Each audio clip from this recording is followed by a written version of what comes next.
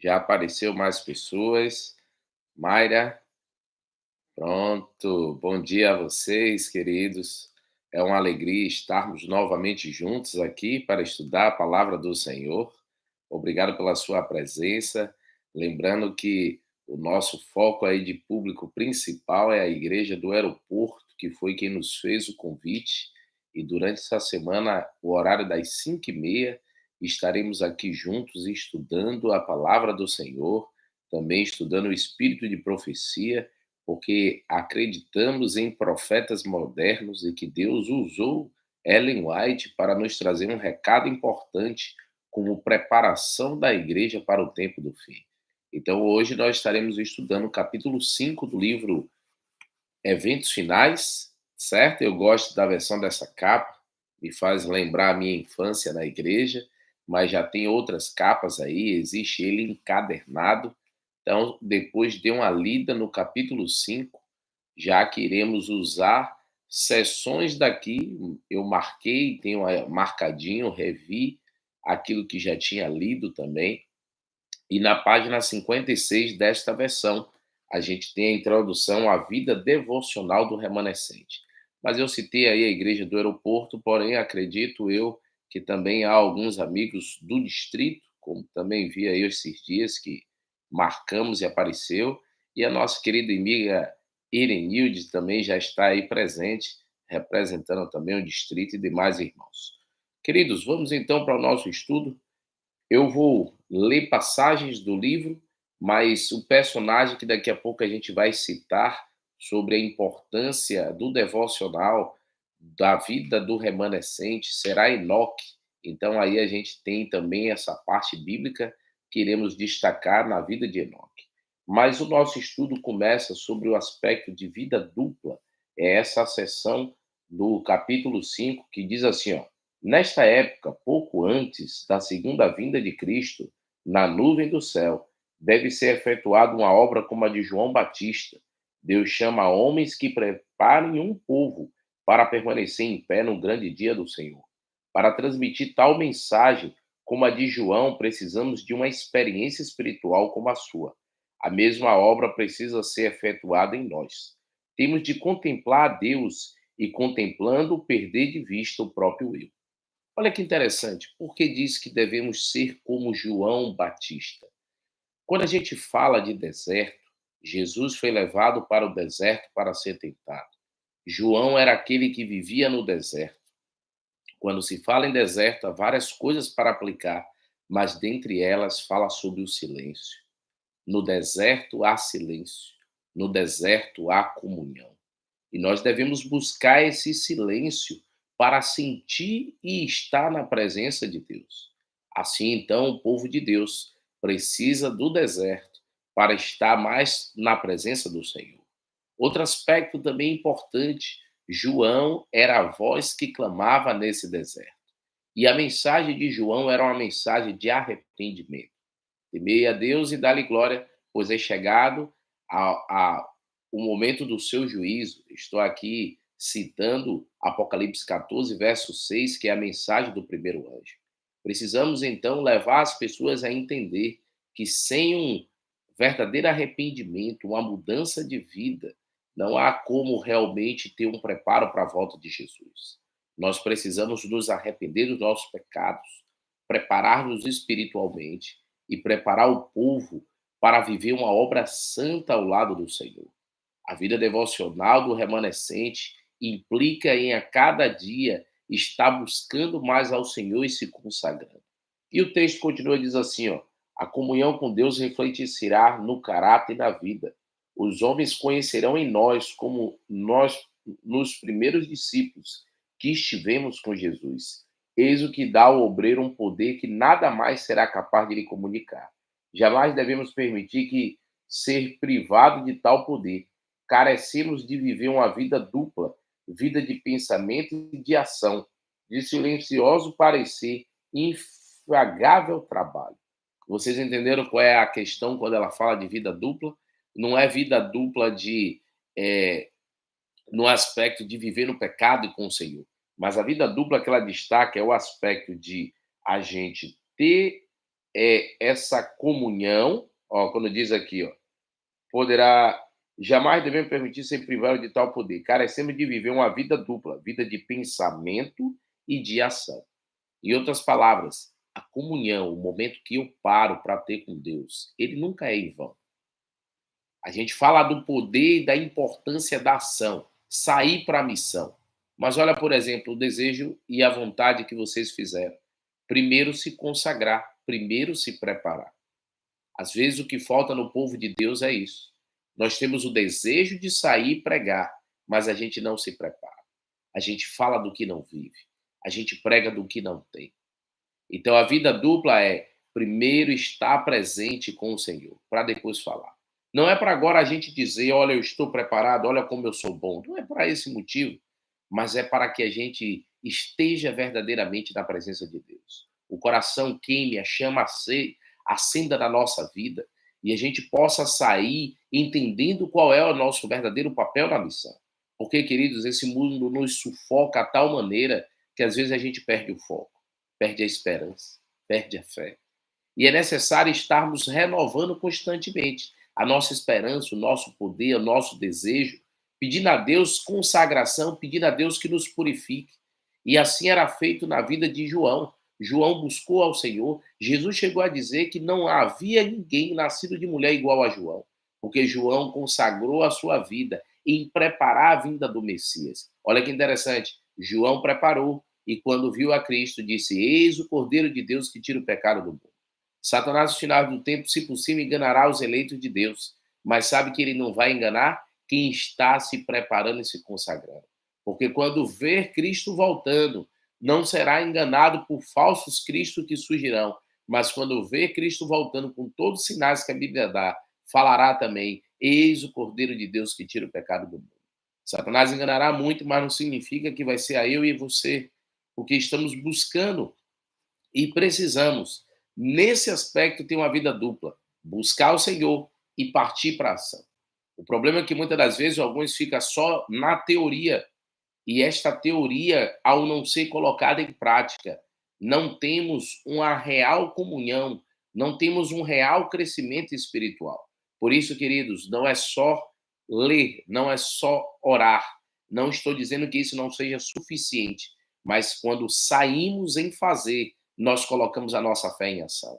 Como é bom sairmos para pregar às pessoas e nos permitirmos ser usados por Deus. Eu tenho experiências espirituais, acredito que vocês têm, mas em lugares que chegamos e as pessoas estavam esperando, em lugares onde falamos e a gente vê Deus nos usando e dizendo assim: meu pai, eu sou pecador, eu não presto, mas Deus nos usa. Sabe por quê, queridos? O poder é dele e ele tem o desejo de derramar sobre quem ele quer. Não é eu e você que decidimos em quem Deus vai usar, mas o vaso precisa apenas estar preparado.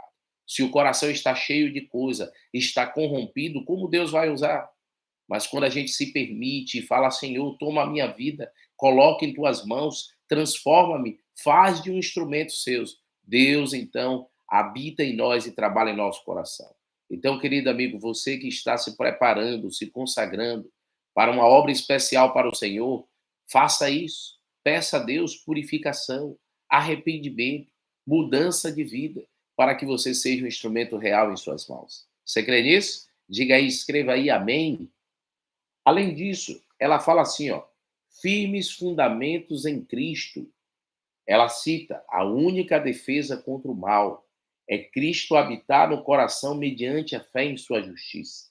A menos que nos unamos vitalmente a Deus, nunca poderemos resistir aos não santificados, efeitos do amor próprio, da condescendência com nós mesmos e da tentação para pecar. Podemos deixar muitos hábitos maus, podemos por tempo separar-nos de Satanás, mas sem uma ligação vital com Deus, pela entrega de nós mesmos a Ele, momento a momento, seremos vencidos. Então, queridos, a única defesa contra o mal é Cristo habitar no nosso coração por meio da fé. Busca constante, momento a momento, a cada segundo. Senhor, eu sou teu. Usa-me, ó Deus, transforma a minha vida. Consagração diária, constante. Vigilância. Amigos, é fração de segundos que o inimigo pode atuar e nos desviar. Olha só, eu gostei muito quando o Ranieri diz assim, ó, há pessoas que a sua fé é tão frágil que ele pensa que ele ganha a salvação e perde a salvação em qualquer esquina. Realmente, há pessoas que vivem esse dilema diário. Ô Senhor, hoje eu pequei, agora eu estou perdido. Queridos, o foco é olhar para Jesus e manter essa fé nele. A gente entender que cada vez que a gente vai se consagrando, por mais que a gente ainda deslize uma coisa ou outra, mas quando a gente não para, continua caminhando, avançando, a gente sai do lugar. Martin Luther King falava assim, ó, corra, mas se não consegue correr, ande. Se não consegue andar, rasteje, mas não fique no mesmo lugar. A nossa comunhão com Deus tem que ser crescente. Eu preciso ser um pouco melhor do que ontem.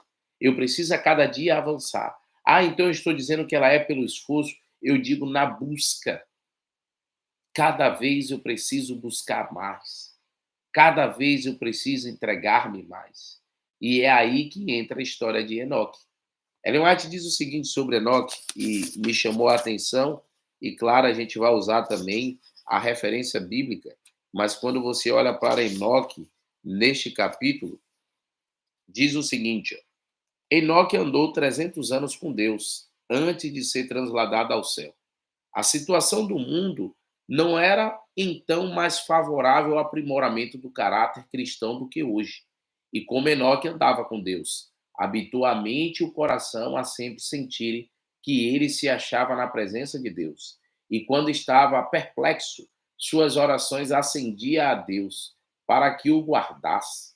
Ele recusava tomar alguma decisão que ofendesse a Deus. Mantinha o Senhor continuamente diante de si. Orava, ensina-me o teu caminho, para que eu não erre. Qual é o teu desejo a meu respeito? Que farei para honrar-te, meu Deus? Assim ele moldava constantemente a vontade e as atitudes de acordo com os mandamentos de Deus. E tinha completa confiança de que seu Pai celeste o ajudaria. Queridos, quando você vai para a Bíblia, não sei se você já percebeu, não é, eu não vou explicar sobre o outro Adão ou sobre o outro Enoque, mas a Bíblia fala de dois Enoque. Não estamos aqui nos referindo a Enoque de Gênesis 4:17, até marquei para você ler, mas esse Enoque é filho de Caim, onde aparece até mesmo que foi edificada uma cidade com esse nome. Mas estamos falando do Enoque de Gênesis 5, verso 24, que é filho de Jared e pai de Matusalém. Então, o texto, quando lemos da Bíblia de Gênesis 5, diz que Enoque viveu 365 anos antes de ser transladado corporealmente ao céu, para estar na presença de Deus. Assim, juntamente Enoque e o profeta Elias foram os homens do Antigo Testamento que não experimentaram a morte. Gênesis 5, 24, encontramos Enoque e Elias, segundo a Reis, capítulo 2, verso 1 a 11. Isso prova também, queridos, que houve homens que foram levados para o céu sem passar pela morte.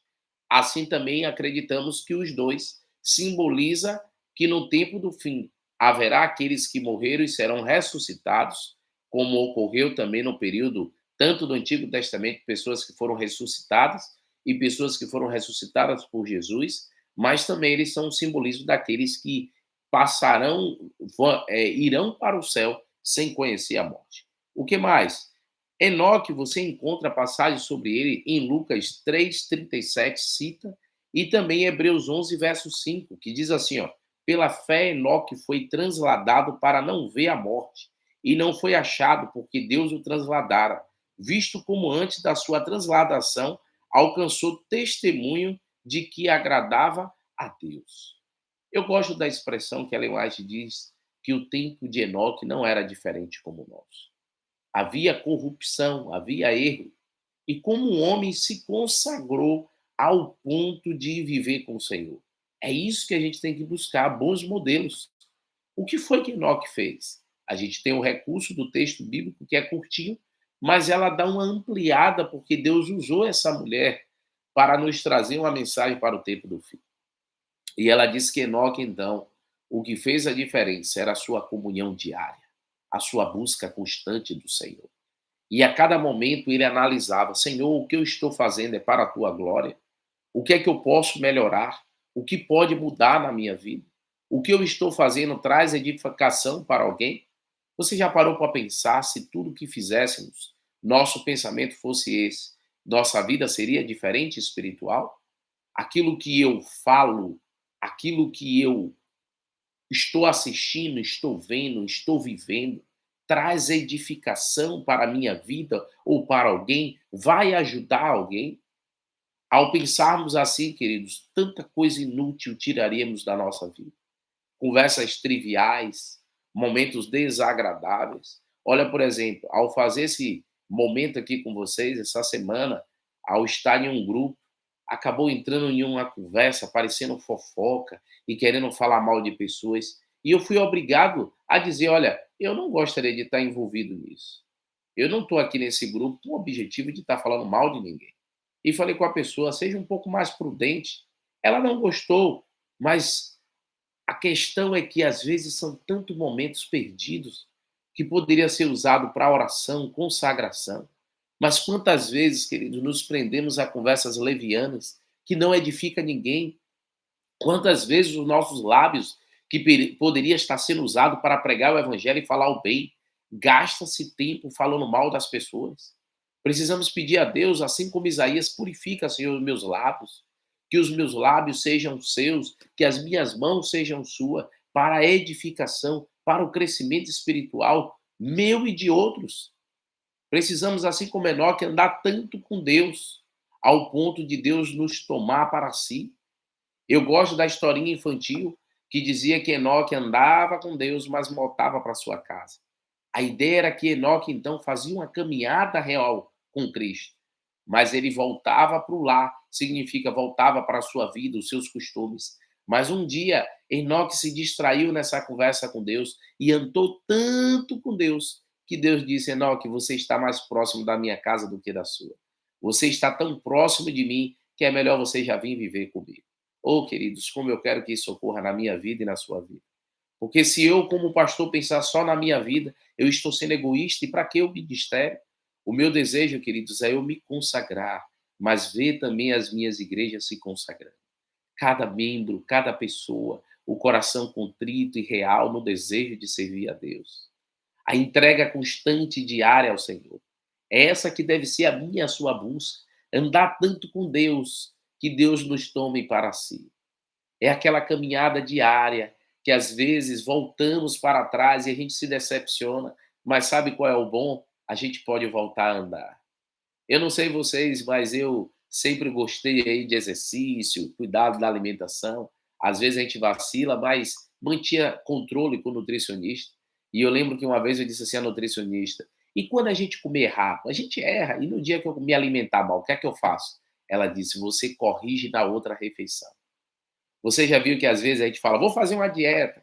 Aí a gente vai lá, come um chocolate, come uma coisa que não deve. O que é que muitos fazem? Aí eu vou enfiar o pé na jaca. Aí ele larga tudo de uma vez. Não, não. Errou aqui, corrige na próxima. O dia hoje não foi bom, minha ação agora não foi boa, corrige na próxima ação. Onde eu deveria fazer o bem e não consegui fazer, na próxima oportunidade eu faço o correto. Eu vou corrigindo a cada momento, eu vou reajustando, eu vou mantendo o foco, eu vou sempre ali cuidando. Por que a Bíblia fala sobre a bússola? Ellen White fala muito sobre isso, que o cristão tem que não ser, ter a Bíblia como uma bússola. Porque eu não sei vocês se você já utilizou uma vez uma bússola, mas no Desbravadores eu aprendi a usar. E você gira a bússola, coloca de um lugar que seja plano e você tira o azimuth, você tira a direção certa que quer seguir. Porém, a cada momento você precisa ir tirando esse azimuth, sabe por quê? Porque você pode errar um pouquinho do caminho e às vezes é um passo que você erra, te leva para um caminho totalmente contrário ao que você queria. E quem sabe na sua vida espiritual é isso que você está vivendo. Você está até caminhando, mas o problema é que você errou o rumo. E ao errar o rumo, você está caminhando e pode achar que está caminhando com Deus, mas indo para um caminho totalmente diferente. Está na hora de parar, reajustar, analisar. E porque a Bíblia diz: é bom dois do que um. Sabe por quê? É bom ter alguém no seu lado que te ajuda a corrigir. Olha, queridos, eu sou casado e a gente tem uma mãe, um pai próximo é bom, mas sabe qual é o legal de ser casado? Porque você dorme e acorda com a pessoa. E ela vai te vendo, e ela vai te conhecendo. E ela vai te mostrando também quando a gente está melhorando, quando não está. É bom você parar com quem está ao seu lado e perguntar: e aí, como é que estamos? Como é que está a nossa vida? Estou melhorando? Estou progredindo? Não estou falando só como casal, como cristão, como pessoa. Você é a mesma pessoa de 10, 15 anos atrás ou melhorou em alguma coisa? E se não melhorou, fique tranquilo, não tem desespero. Reajuste o foco, realinhe. É bom você parar e pensar quem é o Michel, no meu caso, de 20 anos atrás, 30 anos atrás. Eu melhorei na minha vida cristã, eu melhorei na minha comunhão com Deus, porque, queridos, o mundo carece de crente maduro. O problema é que às vezes encontramos pessoas com 15, 20 anos na igreja e parece criança espiritualmente, pessoas que não têm consagração, não têm discernimento, pessoas que não têm domínio próprio, pessoas que não vê claramente na vida dele os frutos do Espírito. Eu lembro que uma vez de um acampamento, uma irmã, eu me chateei e disse umas verdades a ela, e um irmão experiente bateu no meu ombro e disse assim: você está certo, pastor. Ela errou na situação, mas a maneira que você agiu não parece de um pastor. E eu entendi que eu precisava transmitir mais cheiro de vida para a vida. Eu precisava ser mais paciente, mais polido em minhas palavras. É possível repreender com amor? É possível. E aí a gente tem que ir melhorando, não piorando. A cada distrito eu tento fazer um pouco melhor do que fazia. A cada distrito eu preciso fazer um pouco a mais do que eu fazia. É assim que é a nossa vida com Deus. Eu tenho que progredir e melhorar. Fazer como Enoque, andar sinceramente com Deus. O que mais vimos nessa sessão? Lembrar as bênçãos de Deus no passado. Ao recapitular as nossas histórias passadas, revisando cada passo de progresso até o nosso nível atual, podemos dizer: louvado seja Deus. Olha que interessante. Ao olhar o seu progresso espiritual hoje, você pode dizer: louvado seja Deus. Eu sou melhor do que antes. Não sou perfeito, mas estou progredindo. Melhorando 1% a cada dia. Você pode dizer isso? Se não, querido, reajuste o foco. Ainda dá tempo de mudar. Além disso, ela diz, ó, se já houve um tempo e que convinha que cada pessoa que teme a Deus refletisse seriamente, esse tempo é agora, quando a piedade pessoal é essencial.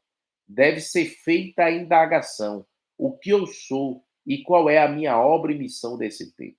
De que lado estou labutando? Do lado de Cristo ou do lado do inimigo? Que toda pessoa se humilhe agora diante de Deus, pois agora vivemos realmente no grande dia da expiação. Agora mesmo os casos de muitos estão sendo examinados perante Deus, pois eles terão de dormir em sua sepultura por um pequeno período de tempo. Além disso, ela fala mais, ó, vossa garantia nesse dia não é a profissão de fé, mas o estado da vossa afeições. Olha que forte que Ellen White nos diz. Está na hora de a gente parar e refletir. Se eu tivesse que descansar hoje, eu estaria pronto. Se eu tiver que minha vida ser ceifada hoje, eu estou pronto. Como está o meu coração? Como está o meu preparo?